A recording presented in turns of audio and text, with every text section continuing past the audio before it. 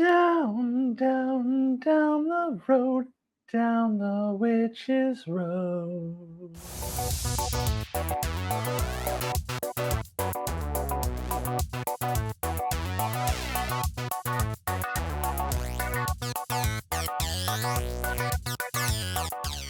Hello, welcome to Alyssa Jean's Reviews, and this is my video on Agatha All Along, season one, or the only season, unclear. But there's going to be two parts to this video, so it's not just a review. The first part of this video, I'm going to be just sort of more broadly sharing my perspective as a trans woman and how I viewed this. From my point of view as a trans woman. And that part of the video will be spoiler free. So if you haven't seen the show yet, you can still watch that part of the video. I will reference certain characters and things that maybe you won't get out of context, but I'm not going to spoil any major plot points or any of the twists that come in this show until I get to the second part of the video. And that's where I'm going to dive more into the review portion. That's why this video runtime is so long, because I have two separate things that I want to do in this video. So if you want to, I will put the timestamp in the description below for when the actual review part of the show starts. If you want to skip to that, don't skip to that, though. You should listen to what I have to say. I feel like that I bring a unique perspective to this. And it says, Gina, right on the thumbnail, trans woman's perspective. But I should also clarify a trans woman's perspective other than Jessie Gender, because she is kind of the ultimate voice in the trans community on YouTube when it comes to genre television, like sci-fi, Star Trek, Marvel shows, fantasy, and things like that. And she has a much bigger following than I do. And in fact, many who know my channel know that I am not doing much anymore on my channel. I'm only recording things occasionally. But I thought this was an important video for me to do. I really wanted to talk about this. And when I say I'm offering a different perspective than someone like Jessie Gender, it's not to say that anyone's perspective is more right, more wrong, or anything like that. It's just a different perspective, because just like all human beings, every trans woman is an individual with a different set of experiences, which affects their worldview and the way that they see things. So Jessie Gender, for just sticking with that example, but this applies to all other trans women, that she has a different perspective because of her experience. And her experience, for one thing, she's a lot younger than me. She's more of a millennial. I am a firmly Gen X. She also has been socially transitioned for a lot longer than I have, which also means she transitioned at a much younger age than I did. I transitioned at age 46. Jessie Gender hasn't even reached age 46 yet. And I think that's true of a lot of other trans women who are a lot younger than me and transitioned much younger in life. And I think that does give a different perspective, simply because I lived my life for a much longer period of time as presenting as male, being socially accepted as male, perceived as male, and even thinking myself a lot of the time that I was male. So I lived a lot more of my life in that way. So I think that creates a different perspective. And that's not to say any other perspective is right or wrong or bad or good or anything like that. It's just different. So I just kind of wanted to talk about that. So let me kind of get into it. This is part one. This is a trans woman perspective on the show and my relationship to the show and how I interacted with the show. And again, this part will be spoiler free, and then I will get into spoilers in part two. So I have been living as a woman, as a trans woman, for the last 4 years now. And it has changed my perspective on a great many things. But I want to talk about how it has changed my perspective on not only this show, but witch fiction that involves witches, just in general. Um, so recently, I discovered this movie called Practical Magic. It came out in, I think, 1998, stars Sandra Bullock and Nicole Kidman as two sisters who were raised as witches. And I have a really close girlfriend who really, really loves this movie and has watched it since her childhood. And she calls it her comfort movie. Um, and she got me into it. And I love it. I absolutely love it. And we actually went to see it they were showing it at a theater here in town um, during the month of October. And we went and saw it, and it was really fun. It was like a girls' night. And she has said it really is a girls' movie. And I think that really is why I appreciate it now. And I told her, I would not have liked this movie if I saw it in 1998 or if I saw it any time before I transitioned. I would have been more focused on the fact that the dialogue is kind of cheesy, as 90s movies often are, that there isn't really a cohesive plot necessarily. There's not a clear beginning, middle, end. And that's because it's based off a book, which I've now also read, that um, is structured in a way that covers a long period of time through these characters' lives, and it doesn't necessarily have a beginning, middle, end. But in the film, it seems like the plot is a little bit all over the place. So I would have been focused on things like that, and I would have been like, "This movie sucks," like because there would be nothing for me to latch onto and identify with. Uh, and what I really identify with was is the female experience or the experience of being a woman. Now, this focuses on um, cis straight women in this film. I am a trans. I want to say leaning hetero flexible at this point. I still consider myself bi, but more into men. So the leaning straight at this point. Woman, and there's a lot of common ground. There's a lot that I relate to from that experience, and that was not my experience in 1998. So I would not have latched onto that. I would not have connected to that, and I would have thought the movie sucked. And I've gone back and rewatched some other witchy movies. I watched The Craft for the first time. I think that was also in the mid 90s, like 96 or something like that. Different kind of movie, more of a horror movie. But again, would have focused on all the flaws of the film if I had seen it previously and thought it sucked. Whereas now, like, I'm really latching on to the female experience. And in this film, I feel this desire among the women to connect, or at least some of the women, to connect with each other and have that female bonding experience through their witchcraft, which is another theme that is repeated in Agatha All Along too. And in both cases, not all the women are on board, but the main character, I forget her name, in The Craft is one that is what she's seeking, is a bond and sisterhood. And then in Agatha All Along, for those who've seen the show, it's the character Jennifer Kale. I think we're seeing that perspective. And that is something that really resonates with me.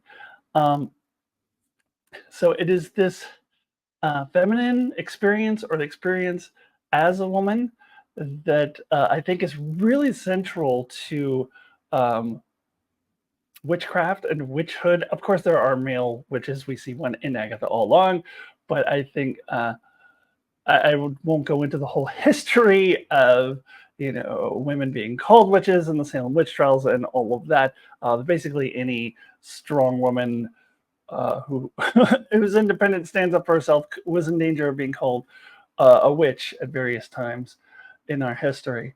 And then now there are actual witches, Wiccans, people who practice witchcraft, who by and large are women, because it is a very feminine experience. And is very tied into, and what I mean by that is very tied into the experience as living your life as a woman, which is very, very different than living your life in this society as a man.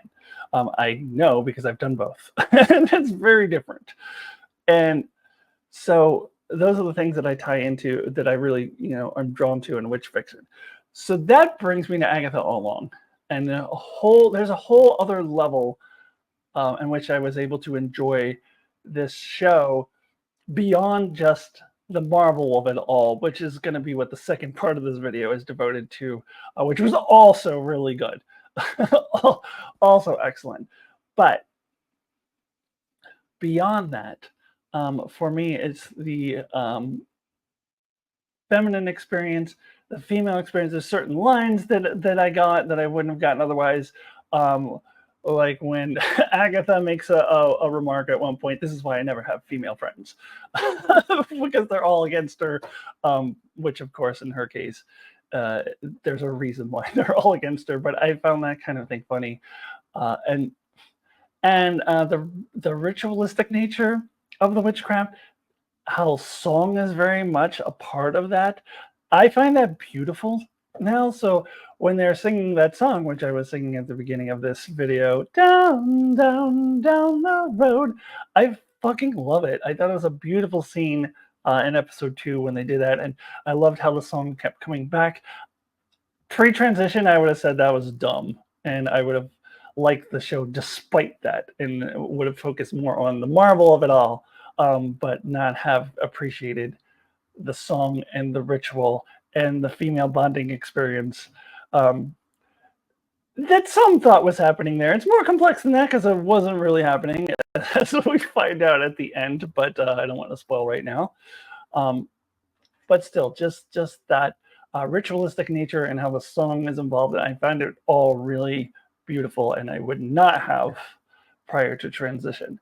So point of all this is I'm really experiencing this show on a different level than I would have, and yet still appreciating all the Marvel stuff, which I'm going to get into in a couple minutes. But first, I do need to mention the queerness of the show. Before it aired, I heard a lot about how it's the queerest Disney Plus Marvel show, or Marvel project in general. I would agree with that. It still doesn't go far enough, in my opinion, which is funny because I'm sure there's all these, all the bigots out there who are saying it's woke and blah, blah, blah, and Disney is woke and blah, blah, blah. It's funny that people who actually do live in that experience are like, yeah, they don't really go quite far enough, but it was a good first step. And I do appreciate it. And this, I'm going to quote something from or point out something from the final episode, but it is not a plot point, so it's not a spoiler. But one of our characters, we'll call him Teen, because that's how he's introduced. In the final episode, we see his bedroom, and in the background in his bedroom, I thought it was pretty predominant. I'm wondering if people who aren't trans, if it stuck out to them as much. But he had a big flag that said "Trans Lives Matter," and it was a trans flag that said the word "Trans Lives Matter" on it. Nice little touch. I really did appreciate that they're throwing that in there. So I liked it. It stood out to me. So this is all stuff that obviously I would not have connected to pre-transition either. I did not consider myself a queer person pre-transition. I thought I was, or at least talked myself into believing that I was a heteronormative straight male, which was never really true, but I believed it for a little while, so I never thought of myself as queer, so I would not have connected to queerness in television and film, and I would not have felt that it is as important. I would not have felt it like in here about how important it is to have that representation. So I also am able to appreciate the show on that level as well that I would not have prior to transition. So just as baseline, just for the first couple episodes, that is there. And so I'm already loving the show just for that. And then I watched the whole show, and it's fucking amazing. So now let me shift gears and get into the details of the plot, of the characters, and all of that. So if you are watching this as a spoiler-free person and hadn't seen the show yet, this is your time to skedaddle, but I highly recommend going and watching it, and then you can come back.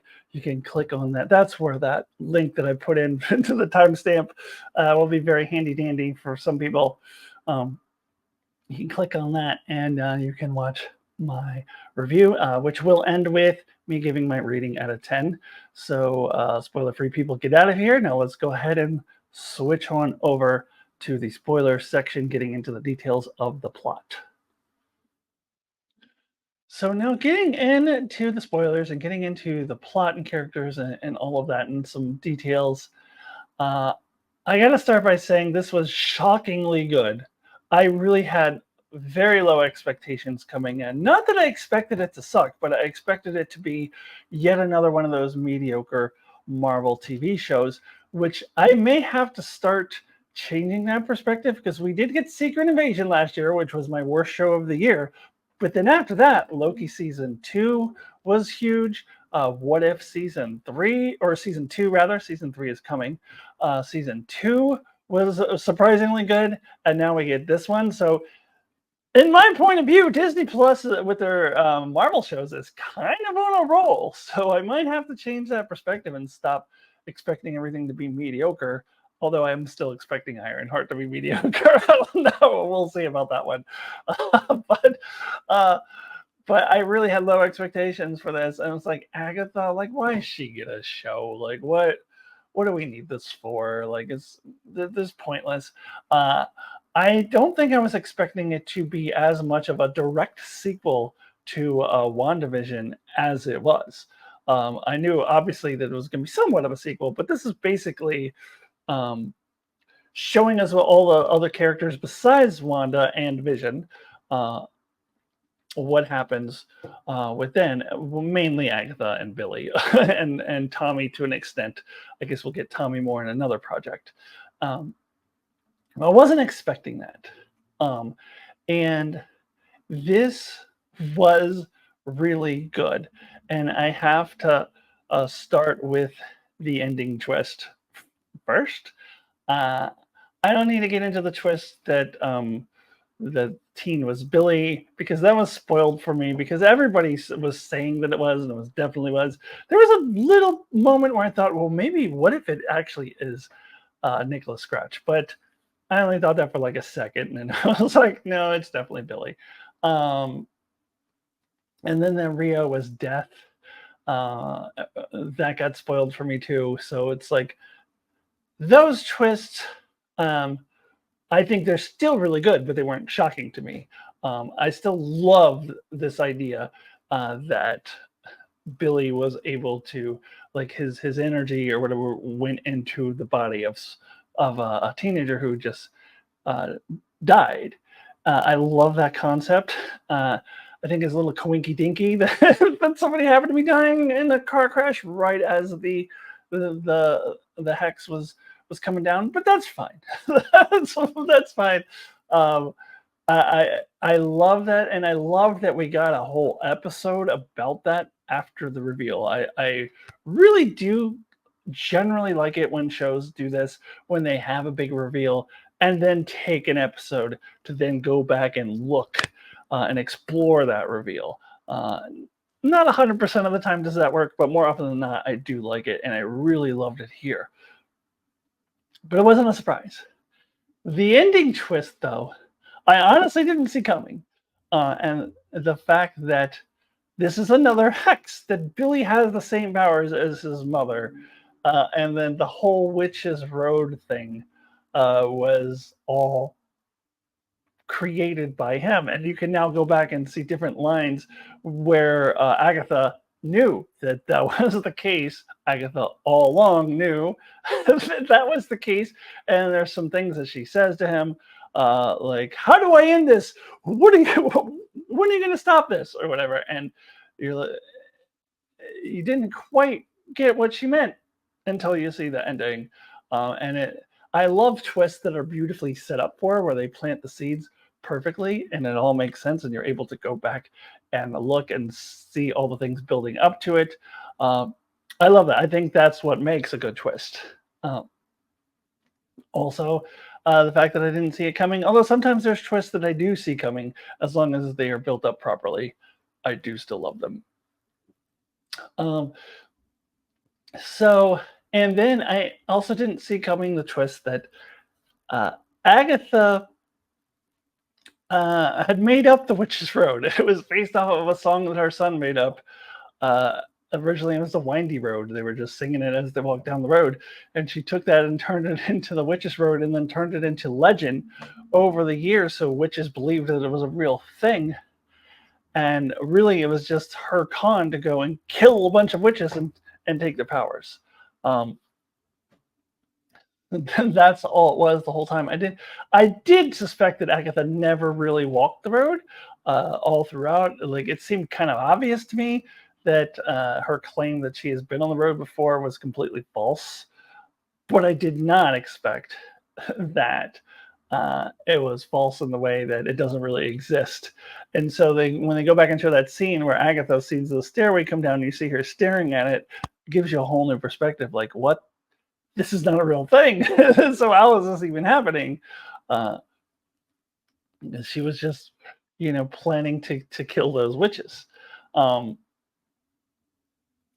Now, I don't know that they quite made it clear why she always wanted to kill witches. I think maybe just to get revenge because we saw in WandaVision the witches killed her, and maybe she's worried that that's going to happen again, so she has to kill them all first, and that's what I'm going with. So that's what she's historically done throughout the history. So that all was so good. It was so good. Um, and I love how this all ties in with Marvel, as I've said. Um, how we finally are getting Wiccan. I've always wondered like how we would get those characters. There had been a lot of talk about, well, we need the Young Avengers and Wiccan and Speed are in it. I was like, but how are we going to get those characters because they were imaginary, or are we going to get alternate universe versions coming over to Universe 616? I love this so much better. I think it is so clever, which I guess is kind of similar to what happened in the comics, from what I understand. Not exactly the same, but I think something similar did happen uh, to bring them into real, actual characters. Um, but I love that we are getting this. Um, Now, character wise, for this show, I love the focus on the different trials in each episode and how it focused on the different character, because you're bringing in these witch characters and they're not just one dimensional side characters. They very easily could have been, but we're actually digging deep into each of them. And then the best one, in my opinion, was Lily's episode. uh, I I was not expecting like an amazing jumping through time episode to appear in this series. This is not at all. Um, I love that shit when it's done well. The Constant from Lost is one example, but also All Good Things from Star Trek. Whenever a character is kind of like jerking through time like that or experiencing time out of order, of course, Slaughterhouse-Five being the ultimate. One of these stories, although I didn't particularly love the movie, but I used to love the book of Slaughterhouse-Five, of this experiencing time out of order thing. Unstuck from Time is what it was called in Slaughterhouse-Five. Uh, I thought that that was used to perfection. Perfection. Absolutely love that.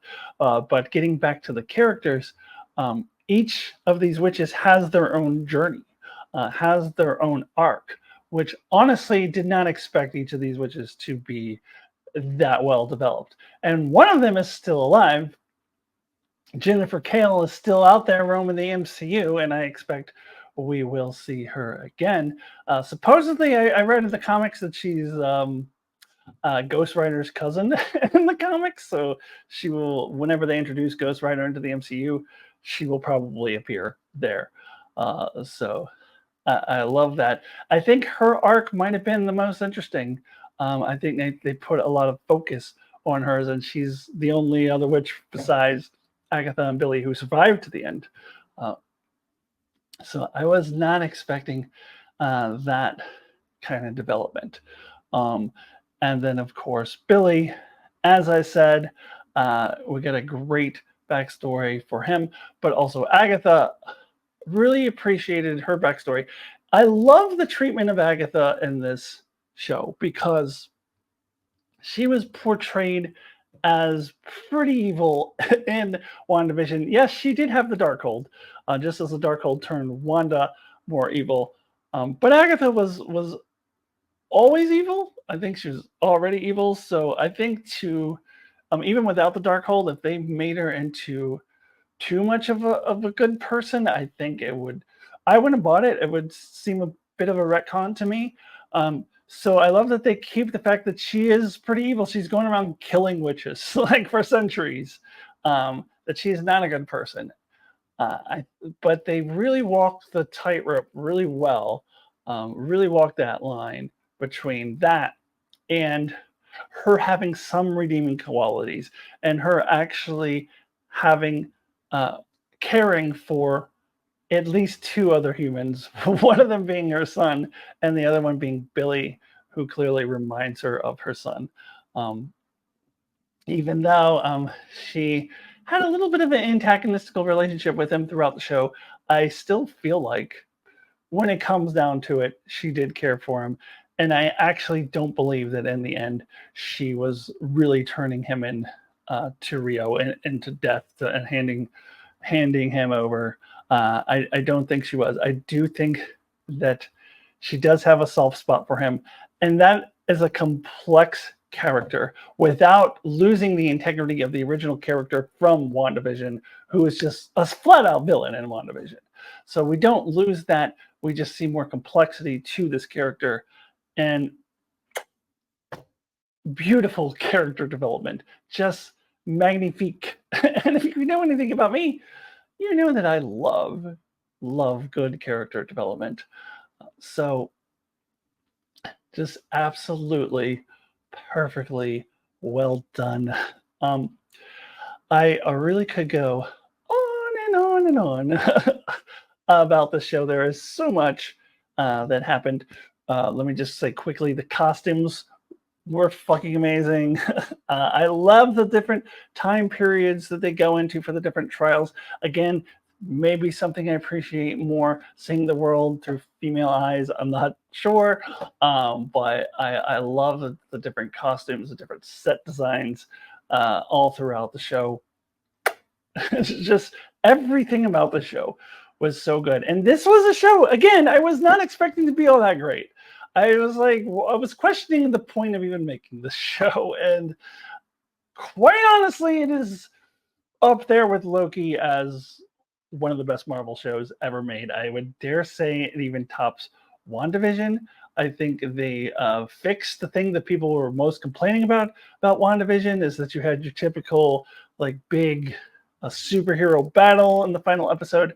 They had that battle in episode 8 and then went and dove into character development in the final episode.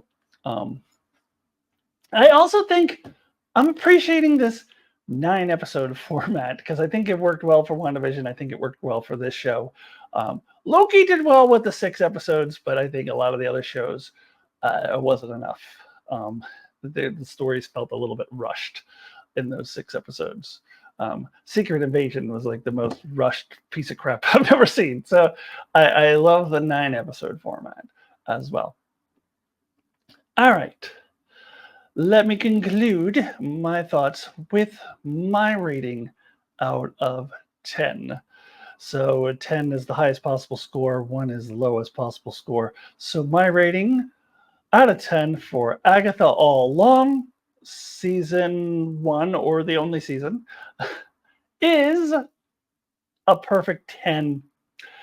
Really, with all the things that I've talked about in this video, how I connect with it from my experience as a woman, and how that it's refreshing to experience it that way because I wouldn't have in the past. Um, the queerness, even if Disney can still go a little bit farther, but a good sign.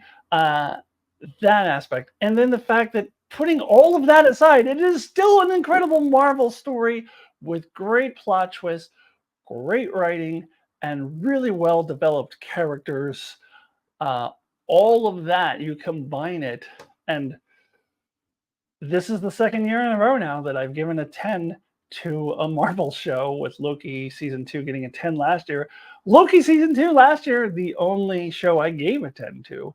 We're getting a little late. I don't know if there's going to be another show that I also give a 10 to in 2024. I don't think Lower Deck season 5 is getting a 10. Honestly, I think that it could still get a 9, but I don't know. Like I don't know that there is another show that will get a 10. So could be 2 years in a row than a Marvel show. So we need to stop knocking the Disney Marvel shows, because they're starting to get pretty good, and there's also fewer of them. So 10 out of 10 for me. All right. Thank you so much for watching. I hope you did watch the entire video. Please leave your comments below. As usual, I will be deleting any trolls or transphobic comments or anything like that. But if you want to have a legitimate conversation, please leave your comment below. And as I said at the top, I don't do a lot on my channel anymore. The next thing I have planned will be a mid-season review for Lower Decks. Well, I'll do the first 5 episodes of Star Trek Lower Decks, and then later do the full season review for the entire 10 episodes. Those are probably the next 2 projects that I have planned on this channel. You may also go back and watch everything I've done in the past, Star Trek, Marvel related, everything, and also videos where I talk about my trans identity and navigating the world as a trans woman. I've got videos just about that as well. So please subscribe if you have not already, and I will see you next time.